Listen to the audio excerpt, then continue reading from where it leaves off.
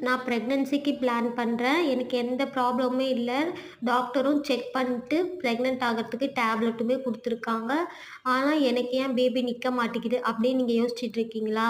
நீங்க முதல்ல உங்களோட லைஃப் ஸ்டைல் அண்ட் ஃபுட் ஸ்டைல சேஞ்ச் பண்ணீங்களா? ஆமாங்க. நம்ம எவ்ளோ மெடிசன் எடுத்தாலுமே, இப்ப இருக்க லைஃப் ஸ்டைல்ல பிரெக்னன்சின்றது நம்ம சாப்பிடுற ஃபாஸ்ட் ஃபுட், ஜங்க் ஃபுட்டாலயே டிலே ஆகுது. நான் அந்த மிஸ்டேக்கெல்லாம் இதுக்கு முன்னாடி பண்ணியிருந்தேன். இப்போ ஜங்க் ஃபுட், ஃபாஸ்ட் ஃபுட்டெல்லாம் நான் ரொம்பவே அவாய்ட் பண்ணிட்டேன். நீங்களுமே அந்த மிஸ்டேக்க பண்ணிட்டுருக்கீங்கன்னா, கண்டிப்பா அவாய்ட் பண்ணிடுங்க. ரொம்ப நேரம் ஒரு 8, 9 மணிக்கு மேல ஃபோன் யூஸ் பண்ணாதீங்க. நீங்க ஒரு வேள நைட் ஷிஃப்ட் கட்டாயத்துல இருந்தீங்கன்னா கூட, உங்களால முடிஞ்சதுன்னா நைட் ஷிஃப்ட்ட அவாய்ட் பண்ணுங்க கேட்டுட்டு. இந்த மாரி சின்ன சின்ன மிஸ்டேக்கால கூட நம்மளுக்கு பேபி டிலேவாகலாம். நீங்க அத செக் பண்ணுங்க. என்னதான் டாக்டர் மெடிசன் குடுத்தாலும், நம்ப உடம்ப நம்ப தாங்க பார்த்துக்கணும். நம்மளோட லைஃப் ஸ்டைல சேஞ்ச் பண்ணாலே நேச்சுரலாவே நம்மளால பிரெக்னன்ட் ஆக முடியும். இந்த வீடியோ உங்களுக்கு யூஸ்ஃபுல்லா இருந்ததுன்னா, சப்ஸ்கிரைப் பண்ணிக்கோங்க ஃப்ரெண்ட்ஸ்.